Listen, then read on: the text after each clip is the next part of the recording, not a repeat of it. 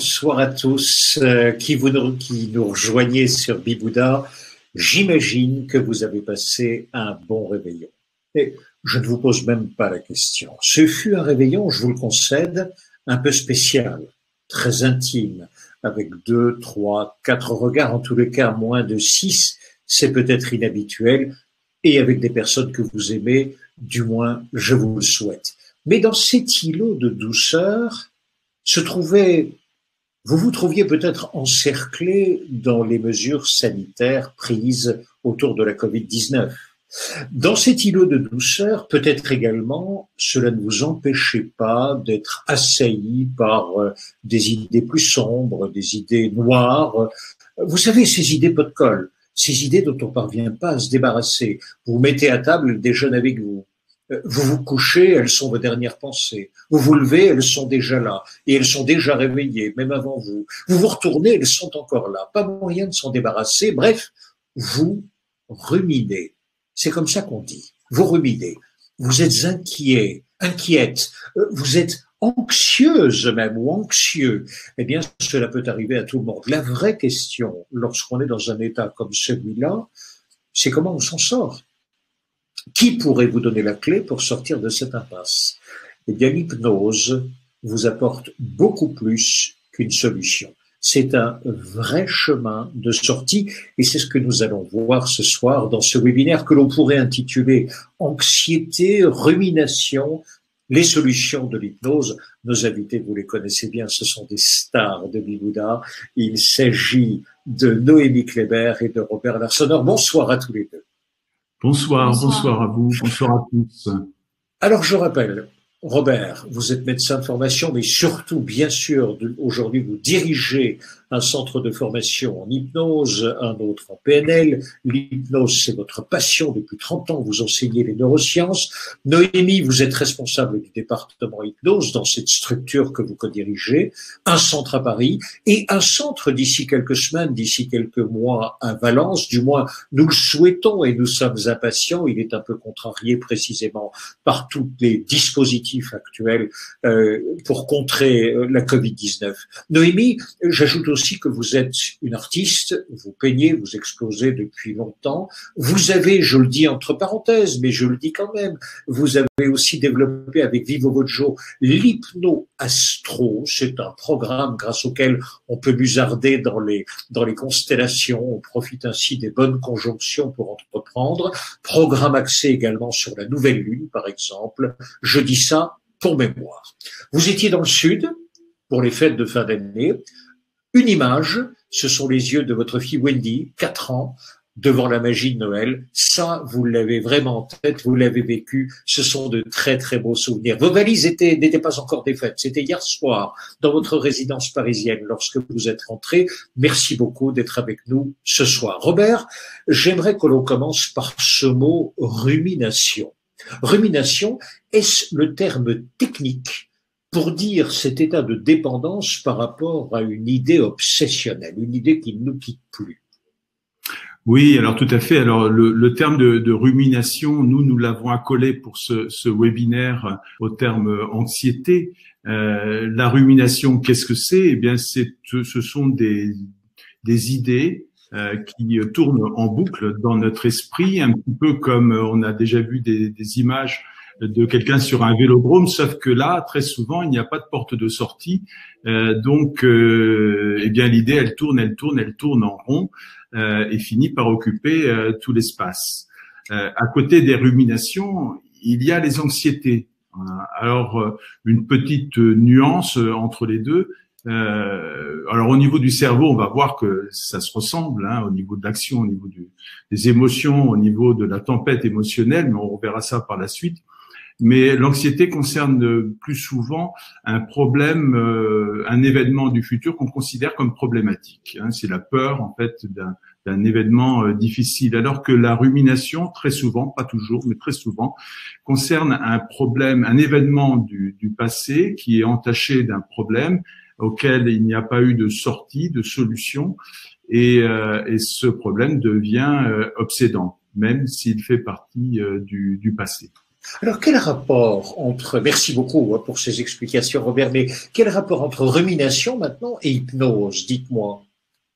Alors le rapport entre rumination et hypnose, d'abord, alors il y a des différences et des points communs. Alors les points communs, d'abord, qu'est-ce que c'est? Eh bien, c'est la fixation sur une idée, une fixation sur des images, etc., intérieures, et puis des suggestions que l'on s'envoie. Sauf que la fixation, c'est sur quelque chose de négatif, pardon, et les émotions, ce sont des émotions négatives. Alors que l'hypnose, eh bien, c'est l'inverse. Ce sont des émotions positives et ce sont des suggestions positives. Donc, j'ai l'habitude de parler d'hypnose et pour les ruminations et l'anxiété, d'anti-hypnose, comme il y a la matière et l'anti-matière, le yin et le yang, le feu et l'eau en quelque sorte. Là, c'est le rapport. Et d'ailleurs, on va avec Noémie, qui je vais donner la parole dans quelques instants, on va insister sur le fait que des personnes qui ruminent assez facilement deviennent d'excellents sujets pour une auto-hypnose positive, puisqu'ils ont déjà le mécanisme, en fait, il suffit de le modifier. Et c'est ce dont on va vous parler ce soir. Comment modifier cette structure-là pour en faire quelque chose de positif. Voilà, vous venez de donner bien sûr donc fixation d'un côté, fixation d'une idée négative, elle vous dit, et hypnose, c'est la contre-fixation, c'est la même chose mais pour une suggestion et une idée positive. Et Noémie, effectivement, la question qui se pose, on a donc le même mécanisme, j'entends bien, mais enfin quand même sur des bords opposés.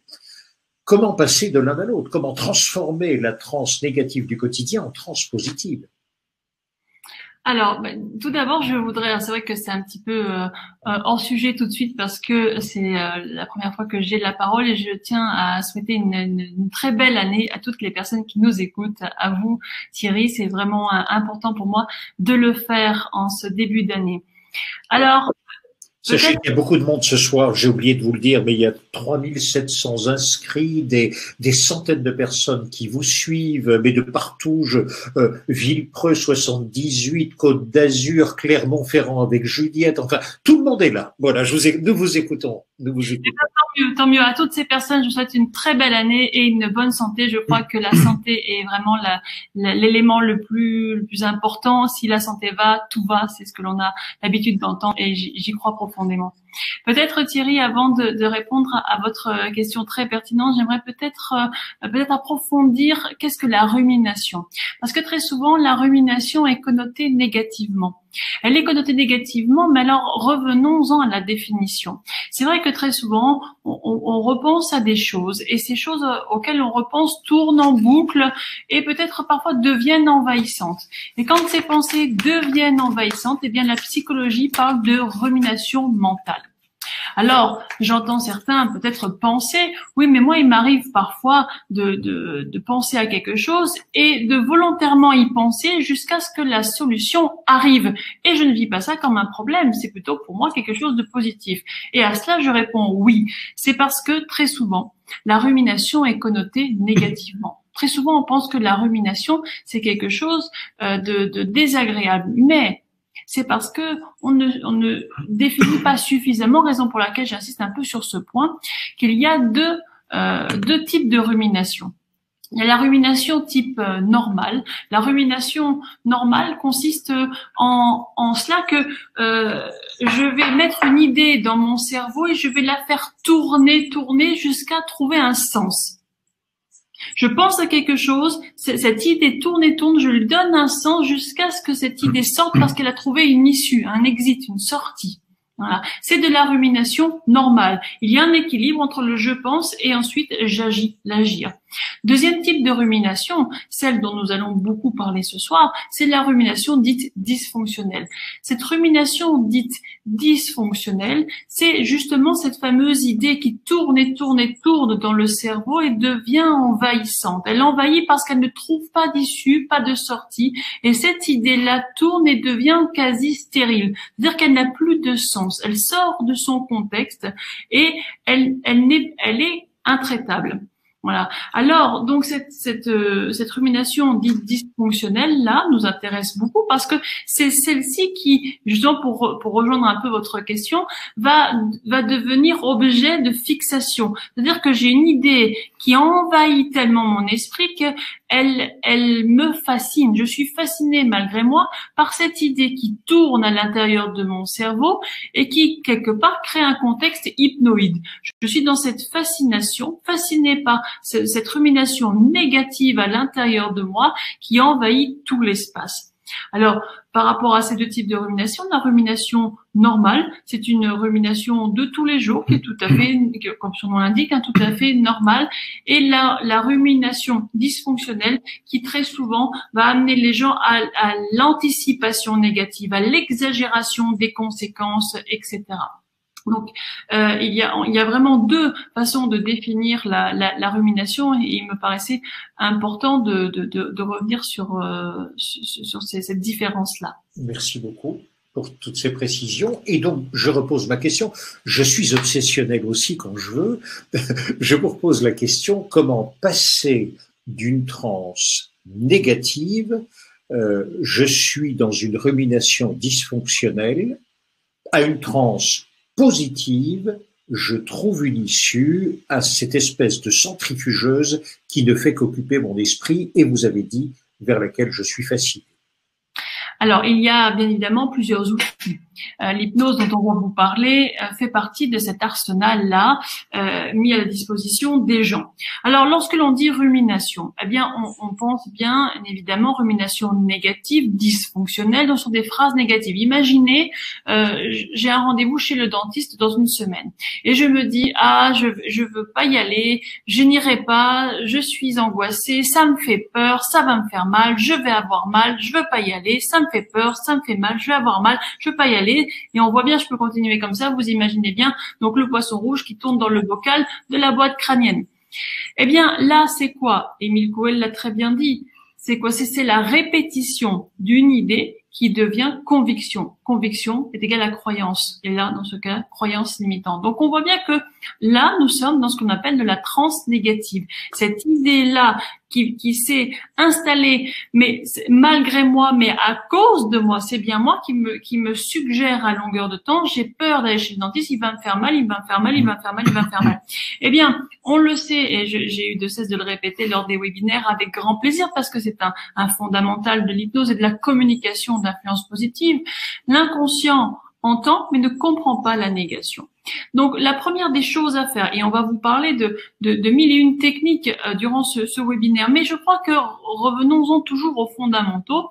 La première des choses à faire, c'est se parler en termes positifs, se programmer positivement. Bien sûr, on peut aller voir un thérapeute, on peut faire plein de choses, mais nous sommes notre propre thérapeute, nous sommes notre propre coach, nous sommes en relation intime avec nous-mêmes, et le problème, c'est que l'on se parle négativement. Alors, la première des choses à faire, Thierry, peut-être, serait déjà, au lieu de se dire j'ai peur d'aller chez le dentiste, il va me faire mal, ça va me faire mal, je suis sûre que je vais souffrir, se dire je vais y aller, ça va bien se passer. En cela, je peux répéter, comme le faisait Émile Coué, tous les jours, à tout point de vue, je vais de mieux en mieux. Se dire, ça va bien se passer, ça va bien se passer, ça va bien se passer. Et je transforme cette focalisation sur une idée qui est tout à fait négative en une focalisation positive. Je me répète jusqu'à ce que ça devienne quasiment impalpable de la même manière. C'est-à-dire, je ne prends pas conscience de cette phrase. Le ça va bien se passer, je ne cherche pas à l'analyser. Je travaille comme si c'était une rumination négative, mais je transforme la terminologie. Je transforme les termes pour que ça ait un impact positif, et ce, malgré moi, encore une fois, parce que l'on parle de rumination. Donc la rumination, c'est bien quelque chose qui tourne, et sans interférence de ma volonté. Donc je vais m'implanter, ça va aller, ça va aller, ça va aller. Et d'ailleurs, Émile Coué avait une phrase pour les douleurs, c'était ça passe, ça passe, ça passe, ça passe, ça passe, ça passe, ça passe. Voilà. Alors, attendez, c'est quand même assez intéressant ce que vous nous dites là. J'aimerais simplement qu'on s'y attarde un tout petit peu. Vous nous dites, écoutez, on se moque de la vérité à venir. On veut même pas savoir si ça va faire mal ou si ça va pas faire mal. C'est même pas l'objet. Donc, l'objet, c'est Répétez-vous une phrase positive encore, encore, encore. Cette ronde-là, cette farandole-là positive, à un moment donné, fera son effet. C'est tout ce que vous dites, on est bien d'accord. Et ça, c'est indépendant de la vérité qui peut arriver ou que j'ai déjà vécu. Je veux dire par là, je suis déjà allé une première fois chez le dentiste, ça s'est pas bien passé. J'ai un souvenir, même charnel, où j'ai souffert. Peu importe, dites-vous, il faut vraiment là-dessus mettre en route cette centrifugeuse. C'est bien ça. C'est bien ça, Thierry. Je vais même approfondir. Je laisserai la parole à Robert qui aura envie probablement de corroborer. Je dirais même que la réalité en tant que telle n'existe pas. On ne parle que de perception. Et donc, du coup, je vais me raconter. On est dans la narration. Je me raconte ma vie. Ma vie n'existe pas véritablement. C'est qu'est-ce que je me raconte? Et les thérapies narratives, on n'est pas là-dedans. On parle de l'hypnose ce soir, mais les thérapies narratives, parlent de cela. C'est-à-dire, comment est-ce que je me raconte et qu'est-ce que je vais mettre en exergue qui va me permettre de me raconter? Et si je me raconte que, effectivement, il y a eu un ressenti douloureux, bon, mais la douleur elle-même, quelque part, n'existe pas vraiment. C'est une perception que je crée. Donc, si je me dis, c'est important cette phrase, si je me dis j'ai mal, eh bien, je me suggère que j'ai mal.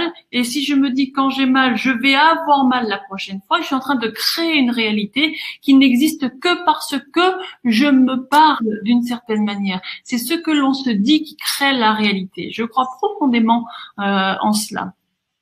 Merci beaucoup. Voilà. Robert, poursuivons. Alors, la même lecture maintenant, mais que se passe-t-il dans nos neurotransmetteurs? Alors, ce qui se passe dans nos neurotransmetteurs, je vais vous le dire tout de suite, mais juste avant, je voudrais ajouter quelque chose. On a parlé là de parole. Évidemment, dans la parole, il y a celle que je suis en train de donner, donc aux personnes qui m'écoutent, mais il y a aussi la parole que je m'adresse. Et Noam Chomsky, donc il y a une parole externe, une parole interne. Et Noam Chomsky, qui est un linguiste, dit que la parole structure la pensée. Ça veut dire que si ma parole est négative, mes pensées vont être structurées négativement. Si les paroles que je m'adresse sont structurées positivement, à ce moment-là, eh bien, je vais avoir des pensées positives. Et c'est là on arrive donc du coup à ce qui se passe dans le cerveau. On en a déjà parlé dans des webinaires précédents et nous en parlons beaucoup dans nos centres de formation, que ce soit Paris ou Valence. Nous avons dans le cerveau deux circuits qui sont antagonistes. Le premier circuit, qui est le circuit le plus agréable pour nous, c'est le circuit de la récompense. Alors, le circuit de la récompense, on a des neurotransmetteurs comme la dopamine, c'est l'hormone du bonheur. On a la sérotonine, c'est l'hormone de la quiétude. On a l'ocytocine, enfin peu importe, ça c'est l'amour, c'est le neurotransmetteur de l'amour. Et en face de ça, nous avons, alors c'est pas un circuit, c'est un axe qu'on appelle l'axe hypothalamo-hypophyso-surrénalien, mais peu importe le nom, qui va produire de l'adrénaline et du cortisol. Ces deux mécanismes sont en opposition. Et lorsque vous saturez l'un, vous empêchez l'autre de s'exprimer. Si vous saturez votre cerveau de pensées négatives, eh bien, vous empêcherez la production suffisante de dopamine, de sérotonine, et vous allez donc développer au-dessus de votre tête, en fait, de gros nuages noirs, de gros nuages gris. Et du coup, eh bien, puisque votre cerveau va être saturé par de l'adrénaline, du cortisol, eh bien, vous n'allez pas pouvoir être créatif, imaginatif et heureux. Vous allez court-circuiter le circuit de la récompense. Alors, on pourrait penser que tout ceci est bien théorique, etc. Et c'est vrai pour une part, mais ça a une application extrêmement pratique. C'est-à-dire que notre bonheur ou notre malheur se traduit chimiquement à l'intérieur de notre cerveau. Et nous pouvons influer dessus. Alors, je dois dire à chaque personne qui nous écoute qu'elle n'a pas attendu cette personne pour jouer avec sa chimie, avec son cerveau. Lorsqu'on n'a pas le moral, ça fait du bien d'aller voir un copain qui a de l'humour et qui nous fait rire. Parce qu'à ce moment-là, il fait venir de la dopamine et puis c'est du rire. Et le rire, c'est bon. Puis en plus, ça produit de l'endorphine et que c'est vraiment très, très bien. Et puis, on peut être heureux au milieu d'une fête si on a une mauvaise nouvelle. à ce moment-là, c'est l'adrénaline qui va être produite. Victor Hugo disait « J'étais morne au milieu du bal le plus joyeux, si j'avais en partant vu quelque ombre en ses yeux ». Il faisait référence à sa fille et il disait que même si l'environnement était joyeux, eh bien si en partant il avait vu un peu de malheur ou de tristesse dans les yeux de sa fille, eh bien il gardait ça. On voit bien à quel point notre imaginaire et ce que nous emmenons lorsque nous nous déplaçons, en fait, va influer sur le cerveau. L'hypnose, l'auto-hypnose, c'est la manière de communiquer avec le cerveau. L'hypnose et l'auto-hypnose, même si ça relaxe, ça n'est pas de la relaxation. L'hypnose et l'auto-hypnose, ça modifie la chimie du cerveau en apportant de belles choses, de belles croyances, de belles convictions sur le futur, évidemment.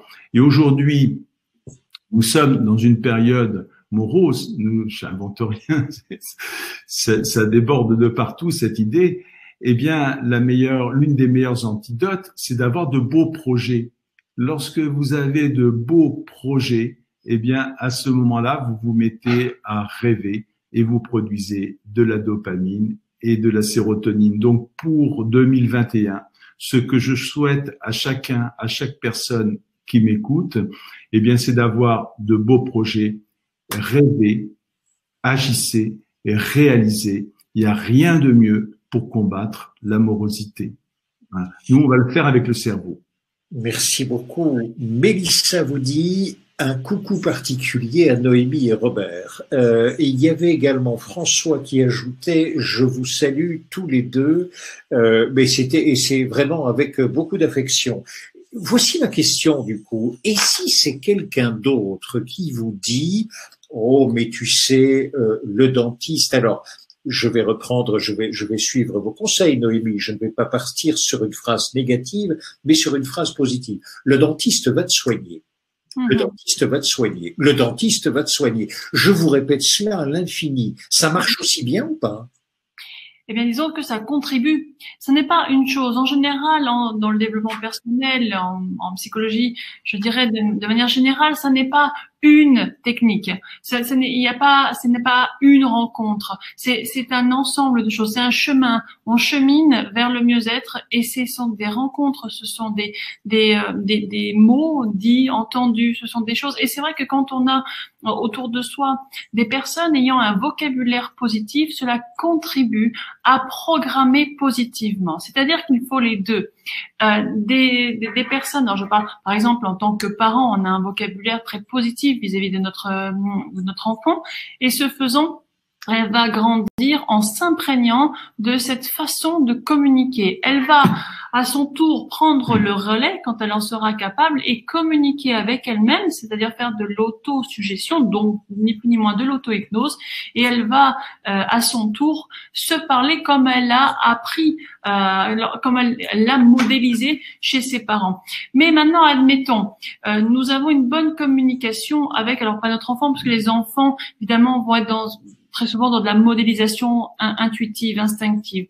Mais imaginez, j'ai moi l'habitude de bien communiquer avec moi et j'ai dans mon entourage des personnes qui ont un vocabulaire très négatif, teinté de termes parasites.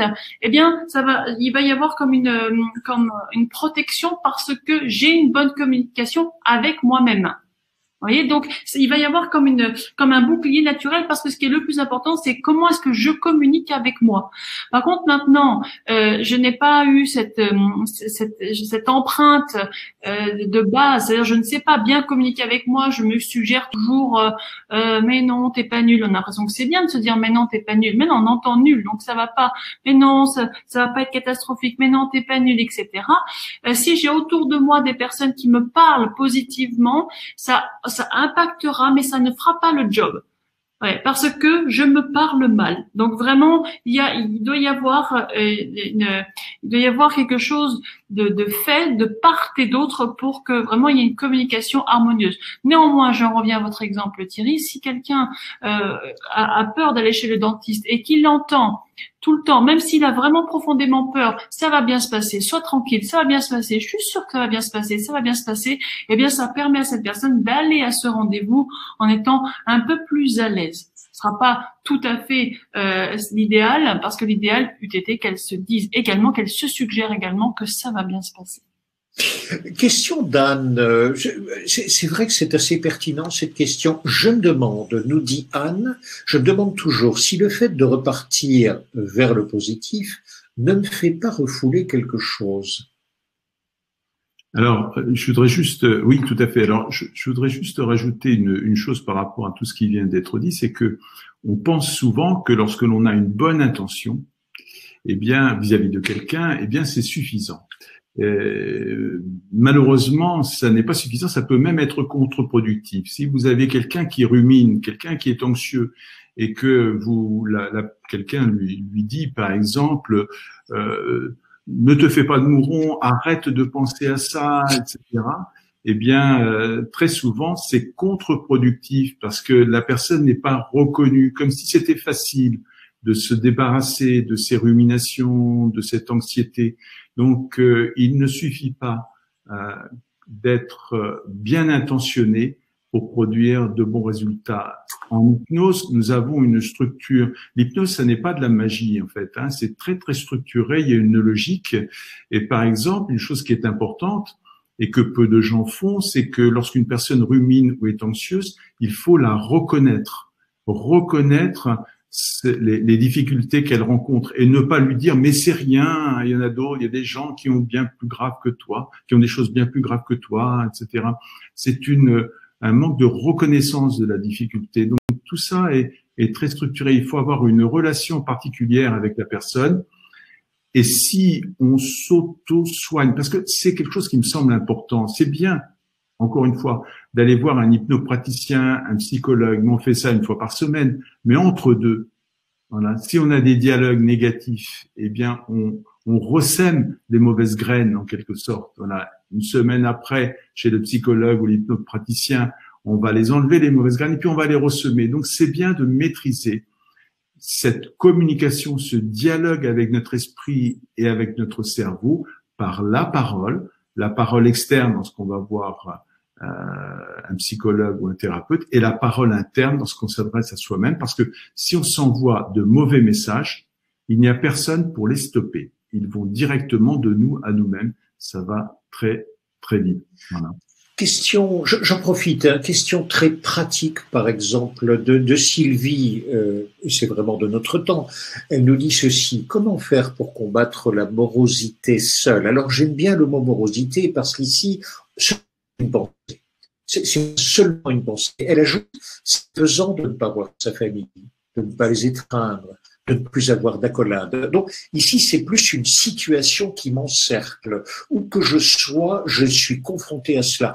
Est-ce la même chose? Est-ce que cela m'oblige à ruminer toujours la même chose? Et y a-t-il une façon, une clé? Est-ce que l'hypnose, là encore, l'auto-hypnose, est une possibilité de s'en sortir? Tout à fait, il est possible d'améliorer la situation par le biais de ce qu'utilisent parfaitement les sportifs, c'est la visualisation mentale. Lorsque l'on ne peut pas étreindre ses proches, on peut imaginer le faire. Les études maintenant le prouvent. Le cerveau ne sait pas faire la différence entre ce qui est imaginé et réellement vécu. Si j'ai véritablement envie d'étreindre mon enfant que je ne vois pas à cause de la situation, là on est vraiment dans la configuration où j'en ai vraiment envie. C'est pas ça serait bien que. J'ai vraiment envie de faire cette étreinte-là, d'avoir cette étreinte vers mon enfant. Alors, je ferme les yeux et je fais passer cet événement que je suis en train de créer, et c'est en lien avec ce que je vous disais il y a quelques instants. C'est-à-dire, je pense que la réalité à proprement parler n'existe pas vraiment. Il s'agit de la co-créer avec nos 5 sens, c'est-à-dire faire passer au travers ce qu'on appelle en thérapie brève le VACOG, hein, visuel, auditif, kinesthésique, olfactif, gustatif, sont nos 5 sens, de faire passer cette étreinte virtuelle avec l'enfant au travers ces 5 canaux sensoriels. C'est vraiment sentir sa peau, sentir son odeur, le toucher, etc. Et ce faisant, Et Robert, donc du coup, vous parlera mieux que moi des déferlantes hormonales que cela produit dans le cerveau. À ce moment-là, le cerveau va être beaucoup plus, va être baigné dans des hormones, notamment c'est l'ocytocine, et c'est important de vraiment de rentrer dans cet état de visualisation mentale, dans ces moments de morosité, et de ne pas entretenir cela en se disant « Oh, mais vraiment, j'ai pas de chance, mais pourquoi ?» Vous savez, je vous parlais tout à l'heure de la rumination, deux types de ruminants, les ruminants normaux et la rumination dysfonctionnelle. La rumination dysfonctionnelle concerne les gens qui sont beaucoup dans le pourquoi. Oh, mais pourquoi moi? Pourquoi ça? Pourquoi je suis dans cette situation? Je ne comprends pas, je ne mérite pas ça, mais pourquoi? La rumination normale, c'est le comment. Comment faire pour aller mieux? Justement, la rumination normale, c'est celle qui cherche à sortir de cette de ce cercle-là, de ce bocal. Et pour sortir de ce bocal, il n'y a rien d'autre à faire que de se poser la question comment faire. Et donc d'être très très axé sur la situation de manière spécifique, de chercher quoi faire pour en sortir. On est dans un contexte qui est mondialement très difficile, et je crois qu'effectivement ne pas entretenir la morosité passe par une des techniques, une parmi d'autres, la visualisation mentale. Merci beaucoup. Robert, vous ajoutez. Ajouter une petite chose, c'est que l'importance de la pensée, en fait, dans la production, comme je l'ai dit tout à l'heure, de dopamine, il y a quelques jours avant le jour de l'an, eh bien, Wendy, donc notre fille, était heureuse, rien qu'à penser qu'elle allait retrouver sa mamie et son papou. Voilà. Donc, ça veut dire que la pensée de retrouver, voilà, la rendait heureuse. Et je sais que sa mamie et son papou étaient heureux rien qu'à l'idée de retrouver leur petite fille et aussi leur petit-fils. Ça veut dire, si vous voulez, qu'une pensée peut agir sur la chimie du cerveau et nous rendre heureux. On sait tout ça, mais c'est bien de le dire quand même, parce que du coup, ça a une application directe. C'est que si j'oriente mes pensées de façon positive, je pense à des choses agréables, on va en parler tout à l'heure avec l'hypnose et l'auto-hypnose, eh bien, à ce moment-là, je vais modifier positivement la chimie de mon cerveau. Vous savez que une personne qui fait une dépression, on va lui prescrire un médicament qui s'appelle un antidépresseur, et cet antidépresseur va modifier la chimie du cerveau en permettant une plus grande concentration de sérotonine dans le cerveau. Eh bien, c'est vrai que c'est ce que fait ce médicament. Eh bien, on peut produire de la sérotonine de manière naturelle. On peut produire l'hormone du bonheur de manière naturelle, par la pensée, par le langage interne. On peut produire de la sérotonine de diverses manières, comme un massage, de la musique douce ou de l'hypnose et des suggestions. C'est-à-dire qu'il y a des techniques naturelles pour agir sur son cerveau. Ce sont bien évidemment les meilleures parce qu'elles sont auto-régulées. Voilà. Bien sûr. Il est 21h02. Je résume tout ce que vous nous avez dit en quelques mots simplement. Vous nous avez dit, on est parti de rumination, et Noémie, vous nous avez dit, pardon, Robert, vous nous avez dit, attention, vous avez un même mécanisme qui est le mécanisme de la fixation d'une idée. Si cette idée est négative, eh bien, dans ce cas-là, on peut entrer dans un processus où on broie du noir, je vais le dire comme cela, ou bien on fixe une idée positive, et alors dites-vous, par exemple, ici c'est l'hypnose qui peut fixer une idée positive, une image positive, et dans ce cas-là, on part vers un processus positif, vers un processus beaucoup plus accompli, vers le bonheur. Premier point. Deuxième point, vous avez ajouté, Noémie, attention, vous avez des ruminations qui sont tout à fait normales, ne soyez pas inquiets là-dessus.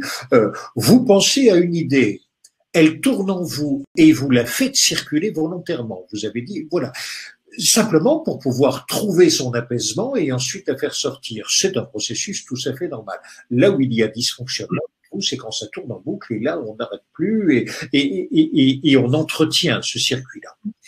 Ça, c'est la première chose. Deuxième chose, avez-vous dit, bien, la façon de s'en sortir, mais nous n'avons pas encore approfondi, nous allons y arriver, précisément, c'est de pouvoir travailler sur soi. Et là, vous avez dit, mais vous avez un mécanisme assez simple qui est une répétition de positif encore, et vous avez ajouté ce cycle-là, très volontaire, très concentré, va modifier à un moment donné les équilibres des neurotransmetteurs. C'est là où, Robert, vous intervenez, vous dites, mais dans les neurotransmetteurs, vous avez de la dopamine, de la cytocine, ce sont des neurotransmetteurs positifs, je veux le dire comme cela. Et de l'autre côté, mais vous avez la cortisol, vous avez également l'adrénaline, plutôt négatif. Elles ont des fonctions positives, mais ici négatives. Si vous entretenez le négatif, vous empêchez la production à un moment donné de neurotransmetteurs positifs. Donc il y a un blocage. Voilà, nous en sommes arrivés là.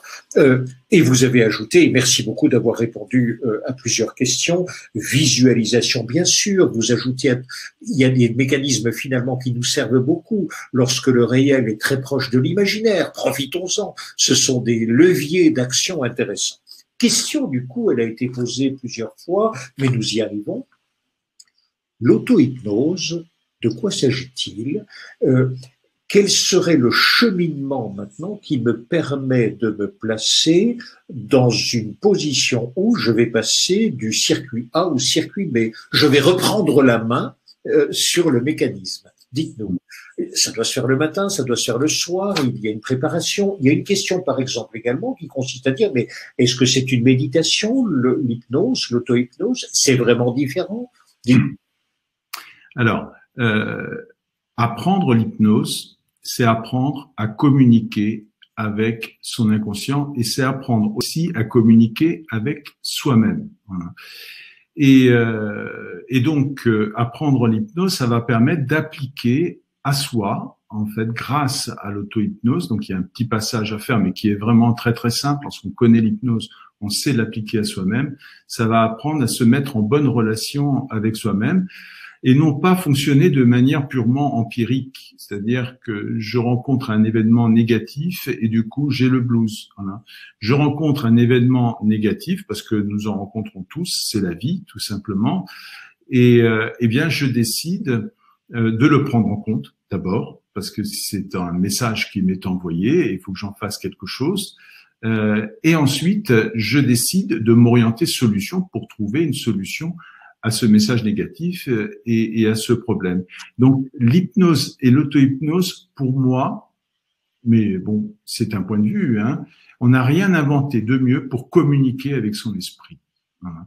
Et il y a vraiment une méthode. C'est-à-dire que malheureusement, l'hypnose souffre un petit peu de l'idée que l'hypnose est magique. Alors, on dit que les gens pensent que l'hypnose c'est magique parce que on a des résultats tellement spectaculaires qu'on prend ça pour étant le résultat de la magie. Et en fait, il y a une structure là-dedans, il faut l'apprendre et ensuite on peut travailler avec ça. Alors maintenant, il y a différentes techniques qui ne rentrent pas en compétition d'ailleurs, qui sont complémentaires. On peut parler de la sophrologie, on peut parler de la méditation, on peut parler de l'hypnose. Et je pense que chacune de ces disciplines peut trouver sa place à différents moments. Par exemple, il n'est pas facile, selon moi, de méditer, même si je suis un méditant de chaque jour. Il n'est pas facile de méditer lorsque l'on a une idée négative qui tourne en rond à grande vitesse dans le cerveau.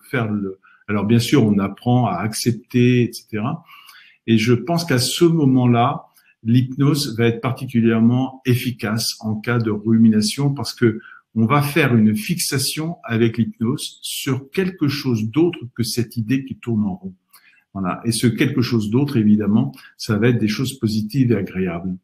Et j'ai envie d'ajouter d'ailleurs que même pour les personnes qui ruminent beaucoup, l'auto-hypnose est particulièrement indiquée. Pourquoi? Eh bien parce que puisque ces personnes savent ruminer négativement, ça veut dire qu'elles savent se focaliser sur quelque chose. Le cerveau sait naturellement orienter son attention, focaliser sur une idée fixe. Et donc, il y a quelque part le mécanisme qui est déjà là présent, disponible pour tout simplement remplacer la pensée négative par quelque chose de positif.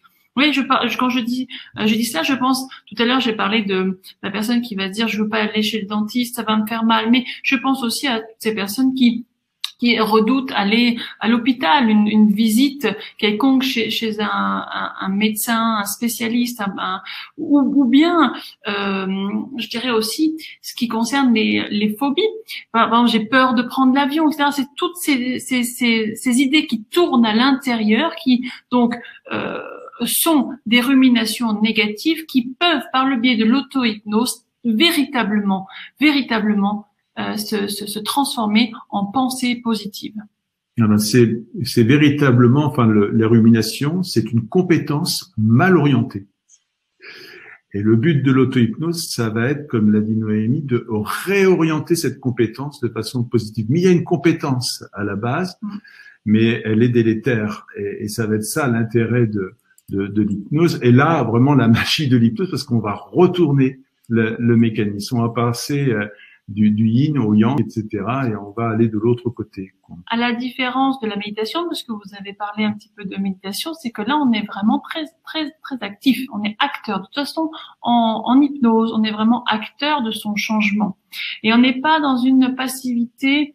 Alors, il y a des choses très actives en méditation également, mais je dirais que là, on va vraiment faire quelque chose. Il y a vraiment un réel travail de coaching avant à faire avec soi-même.